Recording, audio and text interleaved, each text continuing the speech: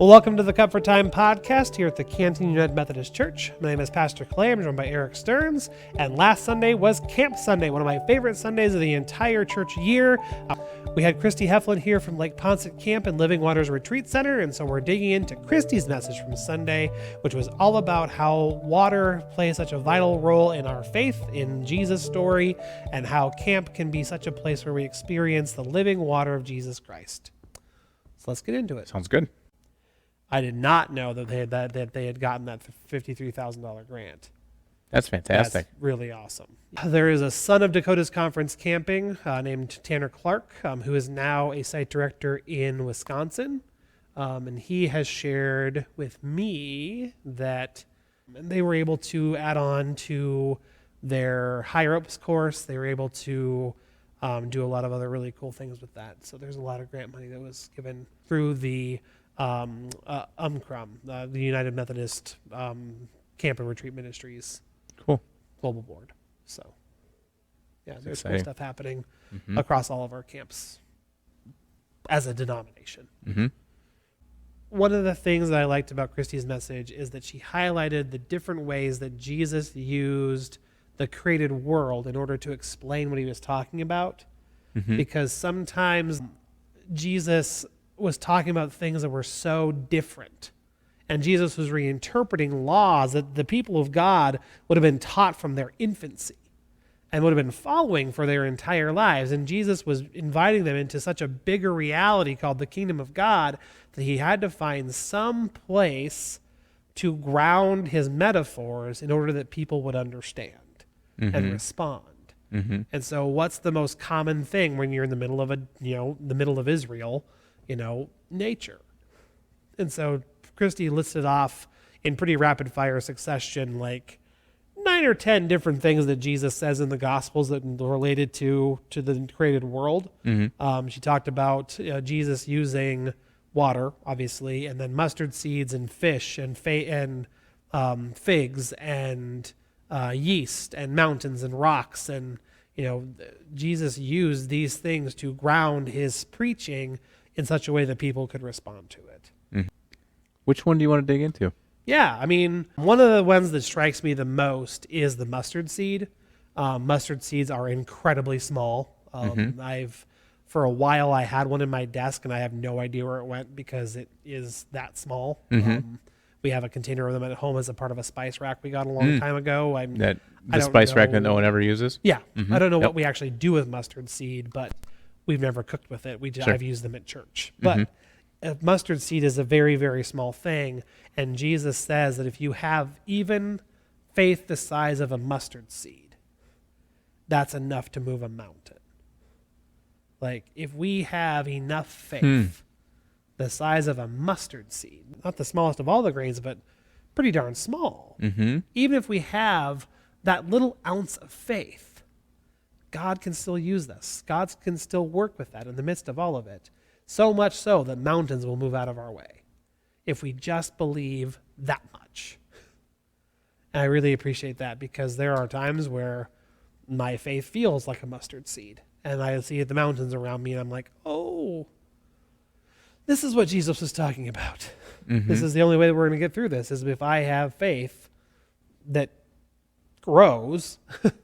And I also appreciate, that the part of that metaphor is that the mustard seed is what it is. It is a seed that grows into a bush that makes more seeds. And if we have faith like a mustard seed, we get planted. We grow into this bigger, much more mature bush, and that brings forth a harvest of other mustard seeds.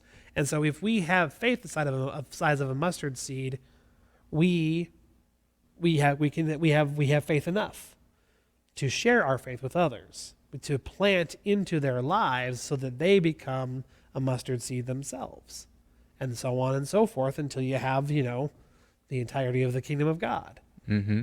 The kingdom of God is like a mustard seed. Our faith can be that small and still make that big of an impact, is basically what Jesus was trying to say. Well, and really, camp is a way to jumpstart that growth. Absolutely. I've never felt, going to Ponce or Storm Mountain, Mm-hmm. there's no feeling like it. Yes. There are moments in both of those experiences that you can't help but just feel God's presence. Yeah. And so you may come with the faith the size of a mustard seed, but that definitely changes throughout your time there. Oh, yes. Absolutely. The handoff has to be there too. You know, when you come back to your church, it's so easy to go to camp and be on fire and have that mountaintop moment, and your faith is no longer the size of a mustard seed; it's the size of a watermelon. You know, it's huge and it's all encompassing. The handoff has to be there in the local church to harness that and then to nurture that so that continues to grow. I think that's one of the biggest challenges of ministry is trying to do that right. And I've watched that happen. I am the product of that happening, so if I can be a part of that great heritage of churches doing it well, I'll feel very good about things. Mm-hmm. Well, and yeah, there's if the camper is a kid, you know, because there's camps for all ages. Yep. But especially, I think for kids who are so easily distracted into going other directions or whatever. Like, they have to understand, like, when you come home, it takes a lot more effort to keep up that feeling. Right. And it can become really hard. Oh, yeah, definitely. You know? Definitely. I mean, it's like we were talking about last week with the parable of the sower. Like, we can plant seed into a soil that is already so saturated that it just chokes out. Right. You know, and that can happen in not just kids, but definitely adults too, where that becomes a part of something that I did a long time ago, but not a part of what's happening now in my life. Mm-hmm. And I would say, even though I haven't been to, camp, we go to the retreat center every year, but haven't been to camp as a camper or as a student since I was in middle school. Mm-hmm. It's such a bedrock of what my faith is today. Yeah. You know, those experiences, maybe you didn't think that was a big deal at the time. Right. You think about them later. Oh, yeah. You know. For sure. 20 years later. Yep. There is a certain pastor that I know and that you know, Sarah Nelson, that when she was in Watertown, I don't know if she still does this now that she's at Sioux Falls First, but when she was in Watertown, she would dean camps, and her volunteer counselors would be people that she was interested in taking on leadership roles at the church. Kind of like a training for, if you want to be a leader in the church and in youth alone, but like if you want to be a leader in the church, this is how we get trained. This is how we do that. And I think that that's such a beautiful way of inviting people in to leadership, and a beautiful way of doing some very, very hands-on training so that when you get back to the church, you know what you're doing at least. Mm-hmm. Yeah. So that's true, except for when she uses her cousins. Some years. Fair. Fair. Another faith metaphor that Jesus used from nature was that of the figs, of the fig tree. There's a story in both Mark and Luke where Jesus walks up to a fig tree and it's not time for figs to be growing on the tree. Hey, so I just read this story. I'm like, why is he mad at the fig tree? Yes, right? Mm-hmm. Yeah, it's not time for figs to be growing on the tree, but yet he goes up to the tree and rebukes it. And the reason why is because it's a metaphor for Israel. It's a metaphor, or not for Israel. It's a metaphor for the Israelites. It's the metaphor that they have had all this time to grow faith, and they haven't. And now it feels like they're just dormant. And so Jesus, in a moment, I don't know if it's human frustration or if it is divine in judgment, but he goes up to the fig tree and curses it and says, you're supposed to do this thing and you're not doing this thing, and so you're cursed. Mm-hmm. And then it's withered the next day, right? Yep. Mm-hmm. Yep. Yeah. Is it really a metaphor for us too? Oh, yeah.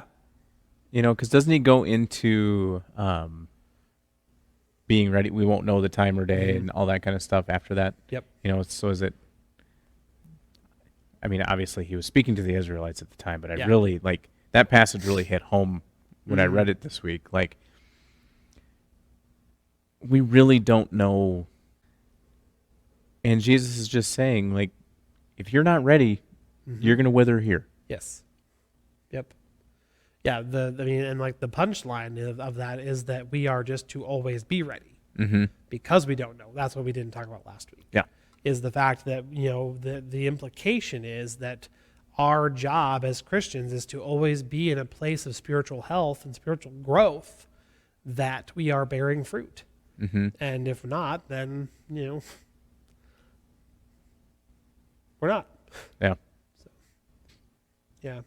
And then in the Sermon on the Mount, Jesus talks about, the lilies of the field and the sparrows of the air. Like, God takes care of these little things, like flowers in a field. Like, how often do we pass by, or how often are we driving and we see wildflowers, growing and thriving and doing their thing? And how often do we, look at birds and just know that they're doing their thing too? God takes care of those.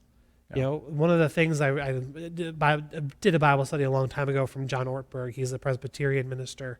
And he said, how cool is it that God keeps a running tally of the sparrows? And if God cares that deeply about sparrows, how much more does God care for you? Because we were made different. Like, to tie it back to the days of creation, when God, which is our camp theme for this year, when God created humanity, he called us something different. He didn't just call us good, he called us very good. And before he even started this human experiment, he said, let us make humanity in our image. We are made in the image of God. So if God cares so much about these animals and these plants and these things of creation that were not made in God's own image, how much more does God care for us? And when we feel cut off or abandoned or frustrated in our faith, we have that reminder of Jesus. We can look around our world and say, God made all of this and still made one of me. That has to be pretty cool. We work so hard to get a tree to grow in the yard, but if it just pops up in a fence line, it just takes off like it's no one's business. Right. Yes. Yep. My dad is a retired farmer and rancher, is on a personal vendetta against volunteer cedar trees because they are noxious. But if you planted a cedar tree in your yard, it'd be dead. You'd be dead in a heartbeat. Yes. Yep. I really liked that part of the sermon, and they kind of really gave me some good ideas for how to take the camp curriculum and really make it really, really, really fun part of camp. That's good. So I was pretty excited about that. The idea comes from the second day of the camp curriculum. We're going to talk about God creating the waters and God hovering over the waters. We're going to be talking about that part of the creation story where water comes into play.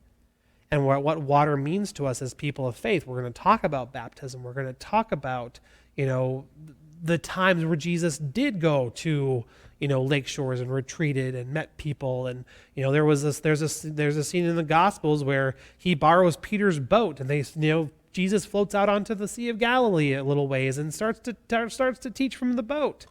Like, water plays such a central part of our faith that if I were preaching on Sunday and having looked over the camp curriculum, I would have talked about the woman at the well and how water is so central to that story. Right? Jesus asks her for a drink. And that's the start of this whole conversation. It all centers around water. And Jesus, as Jesus does a number of different times in the Gospels, Jesus uses that water to create a bigger point. If you drink this water, you'll be thirsty again. But if you drink from the living water that I am offering to you, you'll never be thirsty again. And she is at the well at noon because she's not welcome at other times because of who she is as a person. And she knows that if she doesn't have to go there and be there at that place, her shame will be less. And so she says, give me that water. And Jesus uses it to present to her the gospel, basically.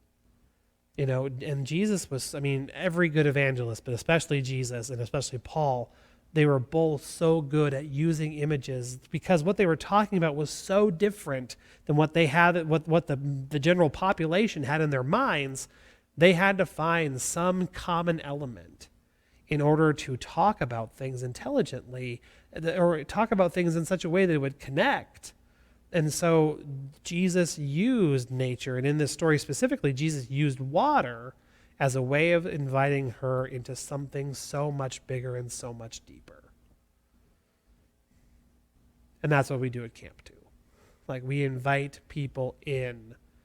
You know, camp is such a, it's just the right level of off-putting where you are free to be an entirely different person if you want to be at camp. You're free to be the truest version of yourself and get to know God as the truest version of God's own self in this wonderfully isolated spot by water. But you get to get invited so much deeper in your faith because of camp. Mm-hmm. Yeah. That's what I would have done. We really do have a love-hate relationship with water. Yes. You know, like, okay, so we live in South Dakota Mm-hmm. in a heavily farming state. Yes. And last fall, I mean, you think about the times of flooding versus drought and how quickly they can come. And Oh, yeah. 1 second you're praying for rain, and the next second you're praying that it stops. Yes. I mean, I just think about last summer, for instance. You know, for the first half of the summer till the 1st of July, we were praying and praying and praying for rain. Mm-hmm. And then a lot of us in this neighborhood, where the rest of the state continued to pray for rain, they didn't get it. Right. We got way too much. Yes. You know, we got, say, 25 inches of rain after the 1st of July, and that was just way too much. Wow. You know, or we put in, I mean, and it's, water is so crazy, and where it rains is so crazy. I mean, here in eastern South Dakota, we put in pipe underground to collect water and get it out of the field. Yep. You go 100 miles to the west, and you just pray that more water would come. Yes. Like, you just pray that the water that we're draining out over here would go over there. You know, and so it's just crazy how, but if we didn't get the rain, the crops that we have wouldn't grow, you know, but if we have too much, they don't grow either. Yep. I don't know. It's just, we have such a love-hate relationship for that essential thing that God has given us. Mm-hmm. Yep. Yeah, one of the things that Christy mentioned was sandbags. You know, water having the destructive force and being, you know, being a hindrance to our camp ministry, because it was 2019 when a bunch of people and I went to Ponset and we sandbagged for days to help protect the seawall, to help protect the lagoon, help to protect the bridge over the lagoon. And like, we lost a lot of shoreline during that flood. And then during camp itself, part of camp was underwater all summer long. You know, and it was terrible. But last year, you know, we were back to where things looked a little bit more normal, you know, with camp and the access to the stuff that we had. But, you know, had we not taken the precautions, it could have been way worse than it was. We still lost, I think they lost about a 30-foot stretch of their seawall, of their retaining wall that we had to rebuild. But, yeah, it could have been still way worse. Yeah. You know, from year to year, just how quickly that fluctuates. You know, not just that lake, but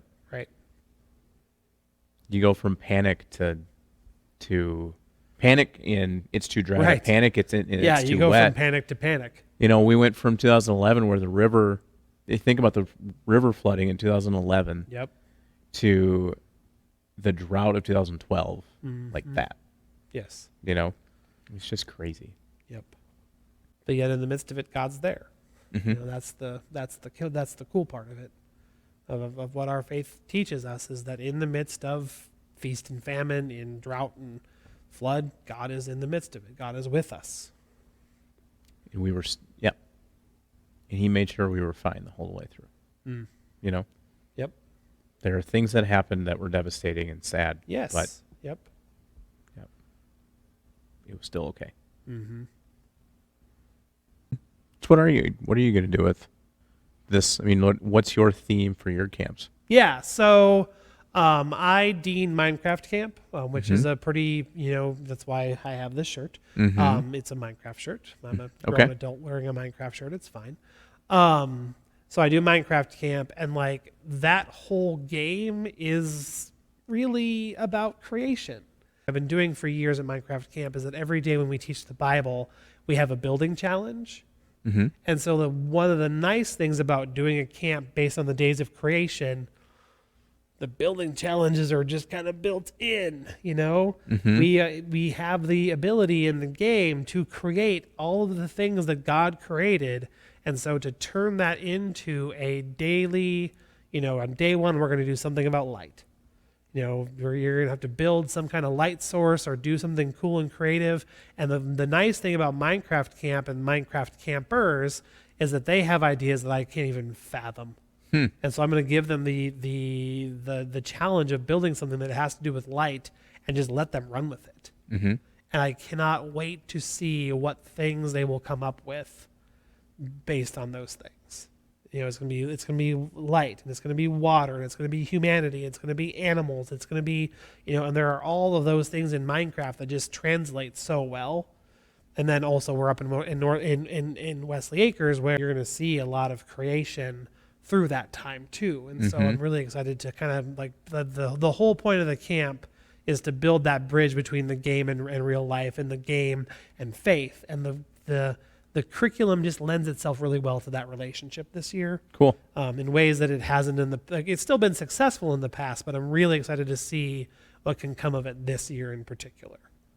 And then for Sampler Camp, there are so many other, where there are no devices at Sampler Camp. It's an entirely different context, but it's still going to be, the opportunity is going to be there to experience the same elements of creation, to talk about them, and then to be a part of them in a way that really hopefully translates to us understanding, one, that God made all of this, that two, God is still speaking through creation to get our attention, and three, we can use the creation that God made to then reflect praise back to the God who did the creating in the first place.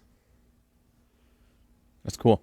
Yeah. Age groups on those camps? Yeah, so both of the camps that I do are for middle school. Okay. Minecraft camp for sure is 5th through 8th. And I think, I should probably know this, but middle school camp is for sure 6th through 8th. I think there has been a couple of situations where we've let a 5th grade, because we do our ages by the grades you just finished. And so I think we've had some 5th graders come and join the middle school camp before. Sure. But, yep. Very cool. Yep. I also get the opportunity to teach elementary school kids because Lindsay, my wife, does elementary sampler camp while I do middle school sampler camp, and I'm being in charge of her chapels and her Bible times for that. So cool. What's next week? Yeah. So just a reminder, we are still in the season of Easter. So we're going to be dealing with an Easter story on Sunday, the story of the two disciples walking the road to Emmaus. A stranger approaches them and asks them what they're talking about, and they greet the stranger with kind of disgust of like, how can you possibly not know what we would be talking about? We're talking about Jesus, of course. And, the stranger kind of plays dumb and gets them to tell the story of what they're talking about. And then it's revealed that the stranger walking along the road was Jesus, and they did not recognize him. And it's so easy for us to like throw stones at that and say, oh my gosh, how could they possibly not recognize Jesus? But yet you were surprised when Jesus shows up in certain places. And we do not see Jesus when he shows up in certain places.